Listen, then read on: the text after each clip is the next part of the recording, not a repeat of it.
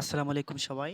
আমি যারা ইন্টারমিডিয়েটে পড়াশোনা করছো তাদের জন্য একটা গুরুত্বপূর্ণ একটা লেসন নিয়ে আসছি, যেটা অনেকে বলে থাকে যে কঠিন। স্পেশালি যখন আমি ইন্টারমিডিয়েটে ছিলাম, তো তখন আমার যতগুলো কবিতা ছিল আমাদের বইয়ে, ইন্টারমিডিয়েটে ইংলিশ ফার্স্ট পেপার বইয়ে যতগুলো কবিতা আছে সবগুলোর চেয়ে maybe it was the hardest.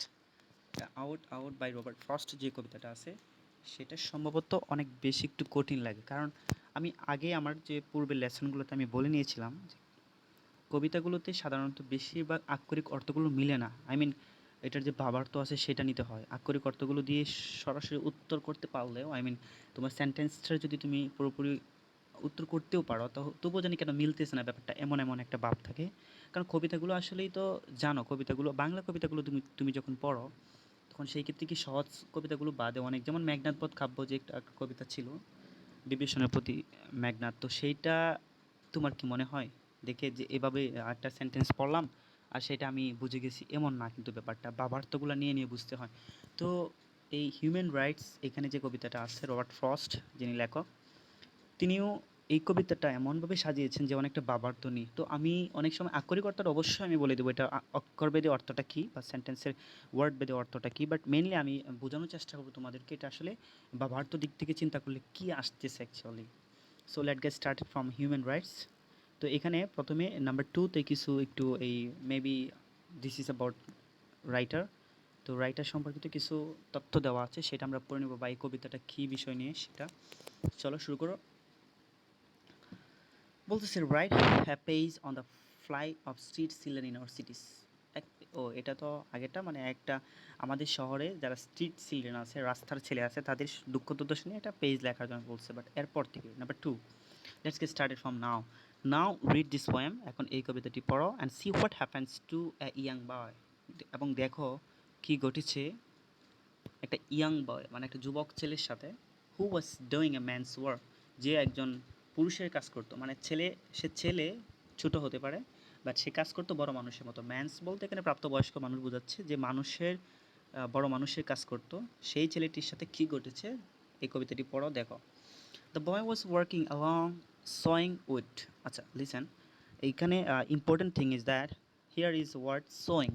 So actually what does it mean? And after that word you can find here wood. We know normally wood means কাঠ, কাঠ বোঝায়, বাট sewing, saw মানে হচ্ছে আমরা জানি সি এর ফার্স্ট ফর্ম স হতে পারে একটা, তখন সেটা দেখেছিল অর্থ বোঝায়। যখন এখানে স ইং হয় দ্যাট মিনস অ্যাকচুয়ালি এটা ওই স না, কারণ স ফার্স্ট ফর্মের সাথে কি কখন আইনজি হয়? Never, never it can be. So এখানে যে সয়িং আছে সেটা অবশ্যই এই কাঠটা দেখে বুঝতে হবে, এখানে ওই করাতের কথা বলতেছে। সয়িং অর্থ যেটা করাত, করাত আমরা করাত দিয়ে কাঠ চিরে বা কাঠ কাটি তাকে normally. So the boy was working along, এই বালকটি কাজ করতেছিল অ্যালন, একা একা, একা একা কাজ করতেছিল। সয়িং উড মানে কি, ওই কাঠকে চিরানোর জন্য বা কাটার জন্য যে করাত দিয়ে সেটা কাজ করতেছিল। In yard in rural New England, একটা উঠানে ইন রুরাল গ্রাম্য নিউ ইংল্যান্ড। এখন the thing is important, you have to know actually what is New England. Is this real England country? No, এটা যুক্তরাষ্ট্রের একটা, তুমি নিউ ইয়র্ক সিটিটা খুঁজে বের করবা যদি তোমাদের ওয়াল ম্যাপ থাকে, তাহলে সেটা বুঝতে সুবিধা হবে। নিউ ইয়র্ক তো মোটামুটি একটা renowned place and really famous city of USA. So ইউএসের পাশে নিউ ইংল্যান্ড, ইউএসের পাশে, আই মিন নিউ ইয়র্কের পাশে তুমি একটা ভার্মন্ট সিটি পাবা। ভার্মন্ট সিটির একটা গ্রাম হচ্ছে নিউ ইংল্যান্ড। নিউ ইংল্যান্ডটা হয়তো তুমি খুঁজে পাবা না, কারণ it's really tough to find out that in the, specially in the world map, but if you can zoom it out then you can find a New England, you know what is New England rural or the name of village. So New ইংল্যান্ডটা হচ্ছে ভার্মন্টের ওই new ইয়র্কের পাশে একটা গ্রাম, সে একটা গ্রামের উঠানে সে কাঠ কাটার কাজ করতেছিল, কি অ্যালন, একা একা। There were no educate protections for him, সেখানে কি ছিল না তার জন্য, কোনো প্রোটেকশনের ব্যবস্থা ছিল না, পর্যাপ্ত প্রোটেকশনের ব্যবস্থা ছিল না তার জন্য। Okay then, and the inevitable happen towards sunset, যেটা অবশ্যম্ভাবী, যেহেতু তার কোনো প্রোটেকশনের ব্যাপার স্যাপার ছিল না, সে ছোট্ট ছেলে আর পরে করাতে দিয়ে কাজ করতেছে, কাঠ ছিঁড়তেছে, যেহেতু তার কাছে কোনো প্রোটেকশনের ব্যবস্থা ছিল না, পর্যাপ্ত প্রোটেকশন ছিল না, দ্য ইনএভিটেবল হ্যাপেন্ড, যেটা অবশ্যম্ভাবী, ইনএভিটেবল বলতে বোঝায় যেটা অবশ্যম্ভাবী, অ্যাকচুয়ালি যেটা হবে, যেটা অবশ্যম্ভাবী ঘটেছিল টুয়ার্ডস সানসেট, সূর্যাস্তের দিকে, মানে ওই সময় হয়তো সূর্যাস্ত হচ্ছিল সন্ধ্যার টাইম, সো ইভিনিং টাইমে। ওয়ান ডে, একদিন, one his sister announce the time for suffer, যখন তার বোন ঘোষণা করেছিল টাইম ফর সাফার, এই সময়টা কি রাতের খাবারের জন্য। তো ওই সময় যে ঘটনাটা ঘটেছিল, যেটা অবশ্যম্ভাবী ঘটার কথা ছিল, সেটা, এই বিষয়টা কী ঘটছে আমরা এখনও জানি না, স্টিল নাও আমরা জানি না, but we will find it later maybe. So next part is the poem has been written by the American poet Robert Frost, 1874 to 1963, যার জীবনকাল টোটাল লাইফ স্প্যান 1874-এ যদি সে জন্মগ্রহণ করে, তাহলে সেটা 1963-তে সে মৃত্যুবরণ করেছে। The poem has been written, এই কবিতাটি লেখা হয়েছে by the American poet, American কবির দ্বারা, namely Robert Frost, who is known for his poems. Who is known, যে পরিচিত ছিল ফর হিজ পোয়েমস, তার কবিতার জন্য, mostly set in New England, বেশিরভাগই যেগুলো কি নিউ ইংল্যান্ড নিয়ে, in the north eastern part of USA, United States of আমেরিকার north eastern side.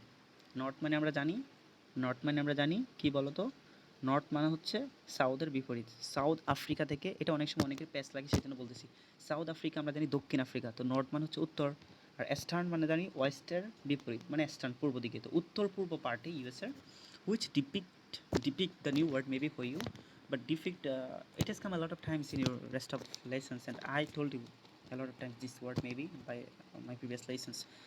Depict means normally মানে চিত্রিত করা বা বর্ণনা করা, বা যেটা নিয়ে একটা জিনিস কেউ লেখে বা এটসেট্রা এটসেট্রা। ডিফেক্ট যদি চিত্রিত ধরি আমি, চিত্র অঙ্কন করা, তো ওই অঙ্কনের সাথে এখানে কবিতার ক্ষেত্রে তার অঙ্কন হয় না, তো চিত্রিত করা হবে।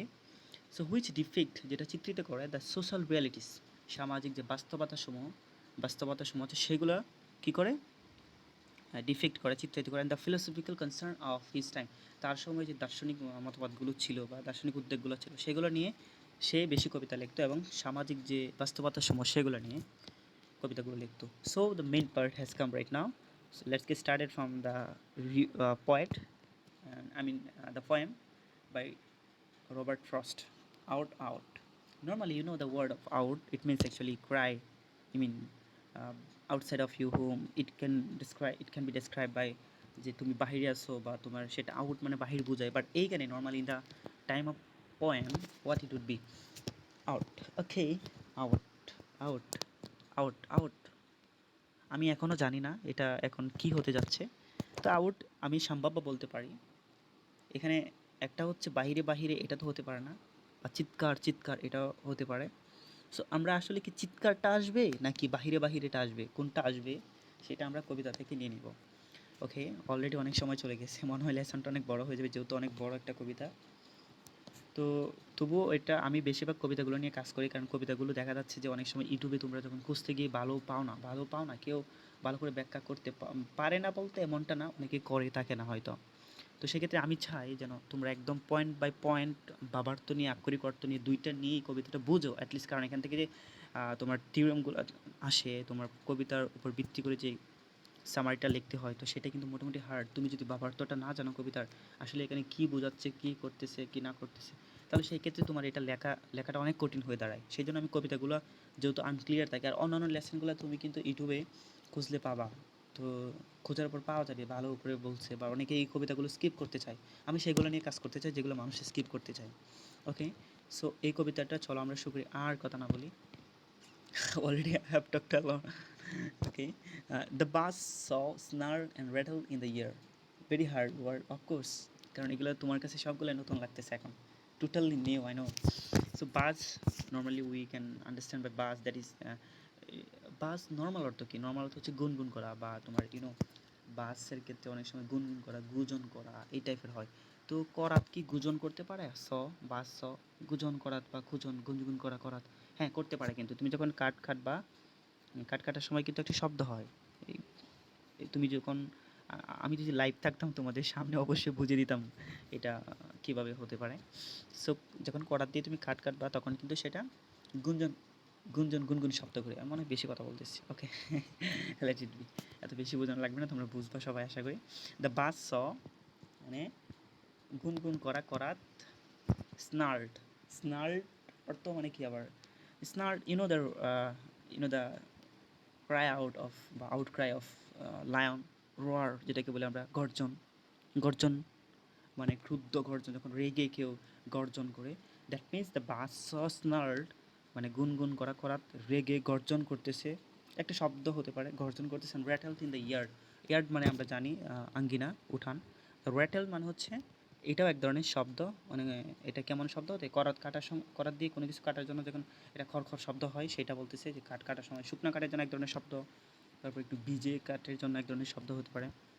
তো টোটাল মিনিংটা কি দাঁড়াচ্ছে, দ্য বাস স্নার্ড গুনগুন করা, করাত স্নার্ড মানে গর্জন করছে, অ্যান্ড র্যাটেলড এবং খড়খড় শব্দ করতেছে, ইন দ্য ইয়ার্ড কোথায়, আঙ্গিনায়, অ্যান্ড মেড জাস্ট এবং কী তৈরি করতেছে, ধুলো তৈরি করতেছে। এখন ধুলো কীভাবে করাত তৈরি করে, লিসেন, যখন তুমি করাত দিয়ে কোনো কাঠ কাটবা তখন সেখান থেকে যে গুণগুলো বের হয়, মানে কাঠের ছোটো এই কী বলে এটাকে, কাঠ কাটার পর যখন এটা তোমার যে জিনিসগুলো বের হয় কাঠ কাটার পর, সেটা কিন্তু অনেকটা ধুলো টাইপ, ধুলোর মতো। তো বলতেছে মেড জাস্ট এবং ধুলো তৈরি করতেছে, and dropped stove length sticks of wood, dropped এবং ফেলে দিচ্ছে স্টুপল্যান্ড স্টিক্স অফ উড।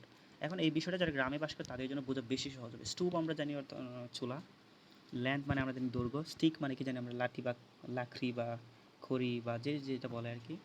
তো অফ উড মানে কাঠের লাকড়ি ফেলে দিচ্ছে, কেমন, স্টুবল্যান্ড মানে কি, যেটা চুলোয়, গ্রামের চুলোয় যখন রান্না করে গ্যাস দিয়ে, তোমরা যারা টাউনে থাকো তারা হয়তো জানো ব্যাপারটা, যে এটা হচ্ছে গ্যাস দিয়ে রান্না করে, তাই এই বিষয়গুলোর সাথে বেশি পরিচিত না ছোটোবেলা থেকেই। আর যারা গ্রামে বড় হয়েছো তারা জানো যে এই ল্যান্ড মানে হচ্ছে এই চুলোর জন্য তুমি ইচ্ছা মতো একটা লাকড়ি নিতে পারবা না, সেটা অবশ্যই তোমার চুলোর সাথে জুৎসই হতে হবে, মানানসই হতে হবে, বেশি লম্বাও না, এরকম যে চুলোর জ্বালানি হিসাবে ইউজ করা যাবে এমন দৈর্ঘ্যের স্টিক্স কেটে কেটে ফেলতেছে, সে করাত দিয়ে কাটতেছে কাঠ আর ফেলতেছে। অথবা স্টোভ ল্যাম্প মানে হচ্ছে চুলোর জ্বালানি বললেও হবে, নো প্রবলেম। তারপর বলতেছে যে সুইট সেন্টেন্ট, সুইট সেন্ট, সেন্ট অর্থ আমরা সবাই জানি, আমাদের গায়ে দিয়ে থাকি সেন্ট, সুবাস, রাইট, পারফিউম। তো সুইট সেন্ট সুবাস বা দ্য স্টাফ, এখানে দেখো স্টাফ, স্টাফ বলতে আমরা নর্মালি কী বুঝি, আসলে স্টাফ বলতে আমরা বুঝি যে হতে পারে সেটা দলের সমষ্টি হতে পারে, বস্তুর সমষ্টি হতে পারে, না, স্টাফ আমরা অনেক সময় যারা চাকরি করি তারা তারা বলে দেয় আমাদের স্টাফদের বাস এটা, স্টাফদের গাড়ি বা স্টাফ, আমাদের স্টাফরা এটা বলছে, একটা দলের সমষ্টিকে স্টাফ বলা হতে পারে বা বস্তু। তো এখন বলতেছে sweet scented stuff when the breeze drew across it, যখন এটার উপর দিয়ে বাতাস চলে, ওই গুঁড়িগুলো পড়তেছে করার দিয়ে কাটার সময় এবং বাতাস আসতেছে, তখন এখান থেকে একটা সুইট সেন্টেড স্টাফ মানে বস্তুগত কিছু একটা গন্ধ চলে আসে। যারা করাত মিল দেখছো ওখানে গিয়ে দাঁড়িয়েও, তুমি দাঁড়িয়ে থাকলে দেখতে পারবা ওই দিক থেকে কিন্তু বাতাস আসে। আমি কিন্তু লাইভ এটা হয়তো আমি পেয়েছি, যে জন্য বুঝতে পারতেছি, আমি ফিলিংসটা আসতেছে actually. So in the time you can feel actually একটা ঘ্রাণ আসতে থাকে, গন্ধ ঘ্রাণ যেটাকে বলো, আসতে থাকে, কারণ নতুন কাঠ, ভিজা কাঠ, পুরাতন কাঠ, এক একটার ঘ্রাণ এক এক ধরনের হতে পারে। তো এটাই বলতেছে আর কি, যে মিষ্টি সুবাস বাতাসের মধ্য দিয়ে আসতে আসতে থাকে, যখন বাতাস এটার মধ্যে দিয়ে যায় তখন বাতাসের সাথে মিষ্টি সুবাস আসতে থাকে, যখন করার দিয়ে কাটা হয় কাঠ। অ্যান্ড দেন ফ্রম দেয়ার, সেখান থেকে those that lifted eyes could count, ওই জায়গা থেকে যেখান থেকে করার দিয়ে গাছ কাটা হচ্ছে বা কিছু কাটা হচ্ছে, ফ্রম দেয়ার সেখান থেকে দোজ যারা, দ্যাট লিফটেড আইস যারা চোখ উঁচু করে তুলে মানে উপরের দিকে তাকায়, কুড কাউন্ট তারা কি গণনা করতে পারে, কি গণনা করতে পারে, 5 mountain ranges on behind the other, মানে 5টা পর্বত গণনা করতে পারে, রেঞ্জেস মানে একটার পর আরেকটা, একটার পর আরেকটা, এমন 5টা পর্বত গণনা করা যাবে, মানে যে জায়গায় কাজ করে, নিউ ইংল্যান্ডের যে জায়গাটা কথা বলতেছে সেখান থেকে পর্বতগুলো দেখা যায়। তো 5টা পর্বত তুমি গণনা করতে পারবা। Under the sunset far into Vermont, এই যে বললাম যে সিটিটা বারমন্টের ভিতরে, তো বারমন্টের মধ্যে ফার্স্ট সানসেট, ওই কী বলতেছে যে সূর্যাস্তের দূরে, সূর্যাস্ত যখন হয় সেই সূর্যাস্তের নিচে, মানে সূর্যাস্ত হচ্ছে এমন সময় তুমি দূরে, ওই বারমন্টের দূরে 5টা পর্বত তুমি গণনা করতে পারবা যদি চোখ উপরে তুলো, হয়তো একটু দূরে পর্বতগুলো সেই জন্য। And the saw snarled and snarled, তারপর কী বলতেছে, and the snarled, and the saw, তারপর কী বলতেছে যে স বলতে বোঝাচ্ছে ওই করাটি, স্নার্ড অ্যান্ড র্যাটল, কী বলতেছে, গর্জন করতেছে মানে কাটতেছে শব্দ করে, অ্যান্ড র্যাটেল খড় খড় শব্দ করে কাটতেছে, স্নার্ট অ্যান্ড র্যাটেল আবার শব্দ করতেছে মানে কাটতে আছে বোঝাচ্ছে। অ্যাজ ইট র্যান লাইট, যেহেতু এটা হালকাভাবে দৌড়ায়, মানে করারটা দিয়ে যখন কাট তখন সেটা হালকাভাবে দিতে হয়, আবার তুমি যদি বেশি স্পিড দিতে চাও তাহলে কাটবে না, উল্টাপাল্টা হয়ে যাবে, that's the main point here they trying to say. So and had to bear a load, কিন্তু আস্তে আস্তে কাটলেও তোমার had to bear a load, একটা ভার বহন করতে হয় বেশি। এখন এখানে একটু জিনিস, এই বারটা কি করাতে বহন করে, না, প্রশ্ন হতে পারে করাত তো উপর দিয়ে কাটে কাঠের, তাহলে করাত কীভাবে ভার বহন করবে, দ্যাট মিনস অ্যাকচুয়ালি এখানে করাত হতে পারে না, he had to bear a load, কে যে কাটতেছে তাকে কি লোডটা মানে ভার যেটা আছে ওজনটা কি বেয়ার করতে হয়, তাকে বের করতে হয়। অ্যান্ড নাথিং হ্যাপেন্ড, এবং কোনো কিছুই হয়নি।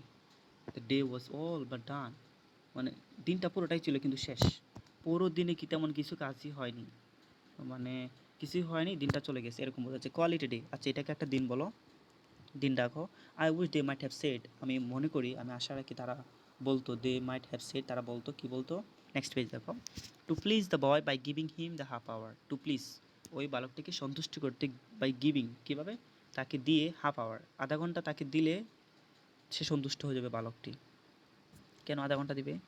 I wish they might have said, আমি আশা করি বা আমি যে তাকে তারা বলতো টু প্লিজ সন্তুষ্ট করতে দ্য বয় বালকটিকে বাই গিভিং হিম তাকে দিয়ে হাফ আওয়ার। আচ্ছা এটা কেন দিত, কেন দরকার, চলো পরের লাইন দেখি। That a boy count so much one saved from work, that a boy normally যারা কাজ করে, বাচ্চা শিশু, স্ট্রিট চিলড্রেন নিয়ে যেহেতু আগের প্যাসেজগুলো ছিল তা এটা নিয়ে হবে হয়তো। তো যারা কাজ করে তারা কি করে নর্মালি, তারা যদি একটু সময় বেঁচে যায় কাজ থেকে, তারা অনেক বেঁচে যায়, এটা উফ কাজ থেকে বেঁচে গেলাম, ও গ্রেট, তো একটা ভালো ফিলিংস চলে আসে। তো ওই বালকটাকে যদি আধা ঘন্টাও বিশ্রাম দেওয়া হতো, মনে হয় সারাদিন কাজ করতেছে আধা ঘন্টাও দেওয়া হচ্ছে না, যদি দেওয়া হতো তাহলে কি বালকটাকে সন্তুষ্ট করা যেত। আর এইটা ওই শিশুর জন্য অনেক কিছু, আধা ঘন্টায় মানে অনেক কিছু, আধা ঘন্টায় সে এই পর্বত আছে পাশে, এখানে এই দিক দিয়ে গিয়ে খেলাধুলা করতে পারতো উপত্যকাগুলোতে, তো এটা অনেক কিছু না। তো সেটাই বলতেছে, that a boy count so much one saved from, যখন সে কাজ থেকে বেঁচে যায় তখন সেটা অনেক বেশি পরিমাণ পাবে একটা বালক। আর his sister stood beside him in her apron, তার যে বোন আছে স্টুড দাঁড়িয়েছিল বিসাইড হিম তার পাশেই, ইন হার অ্যাফ্রন তার অ্যাফ্রন পরা অবস্থায়, টু টেল দ্যাম তাদেরকে বলতে, সাফার রাতের খাবার, অ্যাট দ্য ওয়ার্ড দ্য স, এই মুহূর্তে যখন এটা বলছে রাতের খাবার, এই শব্দটা বলার সাথে সাথে দ্য স মানে করাত, as if to prove saws knew what supper meant, মানে এমন একটা ভাব নিল করাতে যে সে জানে আসলে রাতের খাবারটা কী বোঝায়, হোয়াট সাফার মিন্ট রাতের খাবারটা কী বোঝায়, যেমন করাত মনে হয় জানতো আগে থেকেই, এমন প্রমাণে সে একটু মানে একটা নিল এখন এটা পরের লাইনে আমরা জানতে পারবো। কবিতাগুলো নর্মালি এমনই হয়ে থাকে, একটা একটার সাথে অন্তর্মিল থাকে, তো পড়ার মাধ্যমে আমরা বুঝতে পারি ক্লিয়ারলি, মানে রাতের খাবার আসলে কী বোঝায় এটা ছেলেটার আগে এবং করারটাই মনে হয় জানতো। Leapt out at the boy's hand, oh my God, leapt out কী বলতেছে, লিফট মানে আমরা জানি জাম্প আপ, জাম্প দিয়ে বেরিয়ে পড়লো অ্যাট দ্য বয়েস হ্যান্ড, যে বালকটা করা দিয়ে কাজ করতেছিল তার হাতে কী হলো, উপর থেকে লাফ দিয়ে উঠে তার হাতে এসে পড়ে গেল। অ্যান্ড সিম টু লেম, অথবা এমনটা হতে পারে যে মনে হচ্ছে যেন করাটা লাফ দিয়ে উঠলো, লাফ বা তোমার জাম্প দিয়ে উঠলো। He must have given the hand, তার অবশ্যই তাকে হাত দিয়ে দিতে হবে। হাউএভার ইট ওয়াজ, এটা যেমনই ছিল, neither refuse the meeting, oh my god, দেখো এখানে একটা টোটালি বাবার্থ নিয়ে কাজ করতে হবে এখানে, নেইদার রিফিউজ দ্য মিটিং, ওই করারটা যখন ওই বালকের হাতে জাম্প দিয়ে উঠলো, মানে রাতের খাবারের কথা শুনি, তার মানে যেহেতু হাতে পড়ে গেছে অবশ্যই হাতটা কেটে গেছে, বা জাম্প দেওয়ার যে চেষ্টা করছিল সেটার মাধ্যমে, তো অবশ্যই তাকে হাতটা দিতে হচ্ছে এখানে, মানে হাতটা কাটা অবস্থা দিতে হচ্ছে, এটা যেমনটাই ছিল। However it was neither refuse the meeting, ওই করা তার হাত, দুজনের যে সাক্ষাৎ এটা রিফিউজ করতে পারে না কেউ, মানে করাত হাতকে রিফিউজ করতে পারে না, হাত করাতকে, এটা মেনলি আসলে কী বোঝাচ্ছে, মানে হাতটা কাটা থেকে রক্ষা করতে পারেনি, রিফিউজ দ্য মিটিং, এই করা তার হাতের যখন সাক্ষাৎ হবে তাহলে তো বুঝতেই পারতেছো হাতটা কেটে যাবে। তো এইটা তোমার এই মিটিংটা মানে তাদের এই হাত এবং করাতে যে মিটিংটা সেটা কেউ রিফিউজ করতে পারে, মানে হাতটা কেটে গেছে যদি বাবার তো নাও এরকম, বাট দ্য হ্যান্ড কিন্তু হাত, দ্য বয়েস ফার্স্ট আউটক্রাই ওয়াজ র ফুল লাভ, এখন দেখো একটা কী কথা বলছে এখানে, দ্য বয়েস ফার্স্ট আউটক্রাই মানে চিৎকার, বালকের যে প্রথম চিৎকারটি ছিল ওয়াজ এ রোফুল লাভ, ছিল রফল মানে কি অনুতাপপূর্ণ, যেটা আমাদের একটু অনুতাপ হয়, আমি কেন আসলাম এখানে, কেন আসলাম, আমার হাতটা কেটে গেছে, আমি কেন আসলাম, এরকম একটা অনুতাপ হয় না আমাদের, লাভ আবার হাসি দিয়ে, মানে আমরা যখন বড়রা যখন কান্না করি, আমরা কি আসলে বড়রা যারা আছি কান্না করি কখনো, আমাদের কি মানে একটা যখন জিনিসে, ছোটরা কিন্তু ঘ্যাঁ ঘ্যাঁ করে কান্না করতে, হ্যাঁ হ্যাঁ হ্যাঁ, আচ্ছা ঠিক আছে এটা ছোটদের সম্ভব, আচ্ছা বড়দের ক্ষেত্রে কি সেটা সম্ভব বলো, বড়রা কী করে এটা নীরবে সহ্য করে, অনুতাপপূর্ণ একটা ভাব প্রকাশ করে, নিজের এক্সপ্রেশন তাকে মুখে দেয়, ভাবভঙ্গি তাকে, যে হায় হায় আমি এটা কী করলাম, বা এটা মানে আমি কেন আসলাম এখানে, আমি কী করলাম এটা, আর ছোটরা কিন্তু কান্না করে দেয়, মানে কিছু হলেই কান্না করে দেবে, দ্যাটস ইট। সো ওই সময় the voice first out Cry এমন ছিল যে অনুতাপপূর্ণ হাসি মাখাময় একটা চিৎকার ছিল, যে যে অনুতাপ করতেছে আমি এখানে কেন আসছিলাম বা আমি এরকম। As he swung toward them holding up the hand. Okay, এখানে একটা ওয়ার্ড সোয়াং। আচ্ছা, সোয়াং শব্দটা হচ্ছে ফার্স্ট ফর্ম, এটার প্রেজেন্ট ফর্মটা হচ্ছে কনজুগেশন অফ ভার্ব। আমি কথা বলতেছি সুইং। সুইং মানে আমরা জানি ঘোরানো, তো সোয়াং মানে ঘুরিয়েছিল। As he swung toward them, যখন তাদের দিকে সে ঘুরেছিল, হোল্ডিং আপ দ্য হ্যান্ড, তার হাতে, তার যে হাতটা কেটে গেছে সেই হাতটা ধরে, সেই হাতটা মানে আরেকটা হাত দিয়ে নিচে দৌড়ে তাদের দিকে ঘুরেছিল। Half in appeal but half as if to keep, অর্ধেক ছিল কি আবেদনের, look at this, half in appeal অর্ধেক ছিল আবেদনের আর অর্ধেক ছিল রেখে দেওয়ার। কি অর্ধেক আবেদনের কী ছিল আর অর্ধেক কি রেখে দেওয়ার ছিল আমি বুঝতে পারি না এখনও, তোমাদেরকে বোঝাতে পারবো না, নেক্সট লাইন পড়ি তাহলে হয়তো বুঝে যাবে, অন্তমিল পাওয়া যাবে। অর্ধেক ছিল আবেদনের এবং অর্ধেক ছিল রেখে দেওয়ার। দ্য লাইফ ফ্রম স্পিলিং, জীবন নষ্ট হয়ে যাওয়া থেকে। অর্ধেক ছিল আবেদনের, অর্ধেক ছিল রেখে দেওয়া, জীবন নষ্ট হয়ে যাওয়া তাকে। The boy saw all, then the boy saw all. এখানে দেখো তারপর ওই বালকটিকে সবাই দেখলো, এই স মানে তখন দেখেছিল বোঝাচ্ছে এরকম, দেখেছিল, দেখেছিল বা দেখলো। দেন দ্য বয় স অল, তারপর সবাই বালকটিকে দেখলো। Since he was old enough to know, since মনে হচ্ছিল হি ওয়াজ ওল্ড, সে যথেষ্ট বড় হয়ে গেছে, এনাফ টু নো জানার জন্য সে যথেষ্ট বড় হয়েছে, বিগ বয় বড় ছেলের মতো আচরণ করতেছিল সে তখন, মানে কান্না না করে হয়তো অনুতাপপূর্ণ একটা হাসি দিচ্ছে। তারপর একটা আকুল আবেদন ছিল যে half in appeal and but half as if to keep. তো একটা বড় ছেলেদের মতো সে আচরণ করা শুরু করছে, যে সে মনে হয় বড় ছেলে। ডুইং এ ম্যানস ওয়ার্ক, যে কাজ করতেছিল কি প্রাপ্তবয়স্ক পুরুষের কাজ করতেছিল। দো এ চাইল্ড এট হার্ট, যদিও সে কি মনের দিক থেকে কী ছিল, একজন বাচ্চা ছিল, বাট কাজ করতেছিল বড়দের মতো করে, রাইট। এখন আমি ওই জিনিসটা এখনও আমি তোমাদেরকে বলতে পারবো না, half in appeal but half as if to keep মানে কী বোঝাচ্ছে, অর্ধেক রেখে দেওয়ার আবেদন বা অর্ধেক কি আবেদন, অর্ধেক ছিল আবেদনের আর অর্ধেক ছিল রেখে দেওয়ার, এই ব্যাপারটা পরের লাইন দেখো। তার মনের দিক থেকে সে ছিল কি বাচ্চা বা ছেলে, ছোট ছেলে, যদিও সে কাজ করতো বড় মানুষের। হি স ওয়াল স্পয়েলড, হি স সে দেখেছিল সব মানে স্পয়েল মানে কি বিনষ্ট হয়ে যাওয়া, ধ্বংস হয়ে যাওয়া, সব কি বিনষ্ট হয়ে যাচ্ছে। Don't let him cut my hand off, oh my god, এখন বলতেছে ডোন্ট লেট হিম, তাকে কাটতে দিও না, মাই হ্যান্ড অফ আমার হাত কাটতে দিও না, দ্য ডক্টর হোয়েন হি ক্যামস, যখন ডক্টর এসেছিল তখন বলতেছিল, যখন ডক্টর আসে তখন বলতেছিলে তাকে আমার হাত কাটতে দিও না, ডোন্ট লেট হিম সিস্টার, কাকে বলতেছে সিস্টারকে, তো সিস্টারকে বলতেছে তাকে আমার হাত কাটতে দিও না, ডক্টর যখন এসেছে তাকে আমার হাত কাটতে দিও না। এই সেন্টেন্সের সাথে যে সেন্টেন্সটা আমি রেখে আসছিলাম, half in appeal but half as if to keep, এটার সাথে একটু অ্যাডজাস্ট করতে পারো কিনা দেখো তো। মানে অর্ধেকটা ছিল আবেদনের, অর্ধেকটা ছিল রেখে দেওয়ার, মানে তার যখন হাত কেটে ফেলবে ডক্টর, যেহেতু হাত মানে অর্ধেকটা কেটে গেছে অলরেডি, তো এটা হাত না কাটলে তো আর হাত সে সারা জীবন ধরে রাখবে, ধরে রাখলে তো আবার হাতে করে নড়বড় হয়ে গেছে হয়তো, উফ গাছ কাটা দিয়ে উঠতেছে। তো ওই করাতে কাজ করতে গিয়ে যখন হাতটা কেটে গেছে তখন তার অর্ধেকটা ছিল আবেদন আর অর্ধেকটা ছিল রেখে দেওয়ার, এইটার সাথে একটু হালকা রিলেট করা যায়। তো তার সিস্টারকে বলতেছে আমার হাতটা কেটে দিও না যখন ডক্টর আসে। So but the hand was gone already, কিন্তু হাত তো ইতিমধ্যেই চলে গেছে, ইতিমধ্যেই কেটে ফেলছে, তো এখন তো কাটতেই হবে পুরোটা, নাহলে তো আবার ওইটা নিয়ে কাজ করতে পারবে না বা কিছু করতে পারবে না। The doctor put him in the dark of ether, মোরেবার কিছু করতে পারবে সেটা ইম্পর্টেন্ট না, সেখান থেকে পচা ধরবে, তারপর সেখান থেকে নষ্ট হবে এরকম, তো হার্টে সমস্যা হয়ে গেছে, তো হার্টটা কেটে ফেলে দিতে হবে।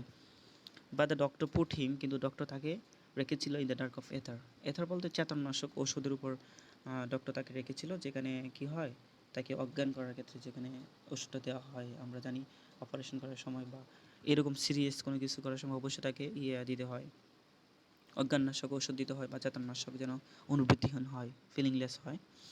হিলে সে শুয়ে পড়েছিল অ্যান্ড পাফড, পাফ মানে দীর্ঘশ্বাস নেওয়া আর কি এরকম, হিজ লিপস তার ঠোঁটের মাধ্যমে, আউট উইথ হিজ ব্রেথ তার একদম নিঃশ্বাস জুড়ে সে কি দীর্ঘশ্বাস নিচ্ছিল, নিঃশ্বাসের সাথে তার ঠোঁটগুলো মানে একবারে লিপস আউট, ঠোঁটগুলো বেরিয়ে আসতেছিল এরকম বোঝায়। And then the watcher at his pulse took fright, watcher যারা তখন দেখতেছিল, এলসিস পালস তার হৃদস্পন্দন যারা তখন দেখতেছিল তারা কি ভয় পেয়ে গেল, ফ্রাইট মানে আতঙ্ক বোঝায় আর কি, হরর টাইপ কিছু, মানে এত বেশি স্পন্দন হচ্ছিল হয়তো বা কমে গেছিলো, যেটা একটা যে কোনো একটা হয়েছে, তো সেটা দেখে ওয়াচাররা যারা ছিল তারা ভয় পেয়ে যাচ্ছিল। তারপরে দেখো নো ওয়ান বিলিভড, কেউ কি বিশ্বাস করছিল না, দে লিসেন্ড এট হিজ হার্ট, যে তারা কেউ বিশ্বাস করলো না যে তারা হৃদস্পন্দনে শুনতেছিল, দে লিসেন, যে তারা শুনতেছিল অ্যাট ইজ হার্ট, যে তারা হৃদস্পন্দন শুনতে পারতেছিল বা হৃদস্পন্দন আছে, এটা কেউ বিশ্বাস করতে পারতেছিল না। কেন? লিটল, লেস, নাথিং, কম, নাই, একদম নাই। তার মানে কি দাঁড়াচ্ছে? দ্যাট এন্ডেড ইট, যা এটা শেষ করে দিয়েছে, একদম সমাপ্তি করে দিয়েছে। মানে কি? যদি এমনটা হয়ে থাকে যে হৃদস্পন্দন নাই, তখন আমরা কি বলতে পারি? সে মানুষটি মারা গেছে। তো দে লিসেন্ট অ্যাট হিজ হার্ট, তার হৃদস্পন্দন বা হার্ট বা হৃদয় যখন তারা শুনতেছিল, এখানে হৃদয় তো বোঝা যাবে না, হৃদস্পন্দনই বোঝাবে। তো হৃদস্পন্দন যখন শুনতেছিল তারা, নো ওয়ান বিলিভ, কেউ বিশ্বাস করতে পারতেছিল না। লিটল, লেস, নাথিং, মানে কম, নাই, একদম নাই, মানে কি হৃদস্পন্দন নাই, দ্যাট মিন্স সে মারা গেছে। That ended it, no more to build on there, সেখানে আর দাঁড়িয়ে থেকে লাভ কি? যে যে লোকটা মারা গেছে, যে ছেলেটা মারা গেছে, সেখানে no more to build on there, সেখানে দাঁড়িয়ে থেকে আর লাভ কি বলো? লাভ আছে কোনো? সেখানে থেকে আর লাভ নেই। অ্যান্ড দে, তারপর তারা কি? Since they were not the one dead, যারা ছিল সেখানে দেখার জন্য এটা, ওয়াচাররা যারা ছিল, যেহেতু তাদের কেউ না এখানে, এই মরা ব্যক্তিটা বা মরা ছেলেটা যেহেতু তাদের কেউ না, টার্ন টু দেয়ার অ্যাফেয়ার্স, তাদের নিজেদের কাজে চলে গেছে। হায় রে স্বার্থপর দুনিয়া। মানে যেহেতু তাদের কেউ না, মারা গেছে লোকটা, তার মানে কি দাঁড়াচ্ছে? তারা চলে গেছে তাদের কাজে, তাদের কেউ না, ওইখানে কেন থাকবে? দেখো একটা ছেলে, ছোটো ছেলে যে চাইল্ড লেবারার ছিল, এটা মেবি শেষ, হ্যাঁ, যে চাইল্ড লেবারার ছিল, সে প্রথমে কাজ করছিল, তখন মানুষ ছিল তার পাশে। যখন সে ইউনো অসুস্থ হয়ে গেছে, হাত কেটে ফেলতে হচ্ছে, তখন সে এমনিতে তার ভিতরে একটা আতঙ্ক কাজ করছে, কারণ হাতটা কেটে ফেলা কিন্তু এত সহজ বিষয় না, সে জানে। সে বারবার তার বোনকে বলতেছিল, আকুল আবেদনের সাথে আবেদন রেখে রেখে বলতেছিল যে আমার হাতটা কাটতে দিও না, ডাক্তারকে দিও না। তো হার্ট চেতনানাশক ওষুধ দিল তাকে, তার হাতটা কাটলো, তার হৃদস্পন্দন কমতে কমতে একদম শেষ হয়ে গেল, মারা গেল। আর মানুষগুলো কী করলো? যেহেতু তাদের কেউ মরেনি, তাই তারা নিজেদের কাজে ফিরে গেল। এটা কত মানে নির্মম, মনুষ্যত্বহীন কাজ, মানবাধিকার লঙ্ঘিত হচ্ছে দেখো। সেই বিষয়টা নিয়ে মূলত এই রবার্ট ফ্রস্ট তার কবিতাটা লিখেছে। অত্যন্ত ভালো কবিতাটা, বাট টোটালি একটু হার্ড, আই নো। বাট তোমার ভাবার তো চিন্তা করে যে এখানে এটার যে এটা লেখবা, পোয়েমের থেকে যে সামারিগুলো আসে, তো সেগুলো যখন লেখবা, তুমি ভাবার তো চিন্তা করবা যে ছেলেটা আধা ঘন্টা খেলা করার জন্য, তার কাছে যেটা অনেক কিছু ছিল, সেই আধা ঘন্টা তাকে দেওয়া হতো না। সারাদিন সকাল থেকে সন্ধ্যা পর্যন্ত কাজ করতো। যখনই রাতের খাবার শুনছে, মানে হয়তো এত বেশি খাবারও পায় নাই, তো মানে করা তো মনে হয় বুঝতো যে রাতের খাবার আসছে, হুট করে করাটা মানে তাড়াহুড়োর জন্য অনেক সময় হয় না, বাচ্চা ছেলে তো, নাই এডিকেট প্রোটেকশন, আগে বলে দিছে। তো বাচ্চা ছেলে তো নাই কোনো এডিকেট প্রোটেকশন, সে কী করলো? এই করারটা তার হাতে উঠে হাতটা কেটে গেল। হাতটা কেটে গেলে অর্ধেকটা এমনি কেটে গেছে, আর অর্ধেকটা তো কাটতেই হবে, না হলে তো এটা আরও ক্ষতি হয়ে যাবে। তো সেই জন্য তার বোন ডাক্তার যখন এসেছে হাতটা কাটার জন্য বলছিল, কিন্তু হাতটা কাটতে গিয়ে ছেলেটা মারা গেছে।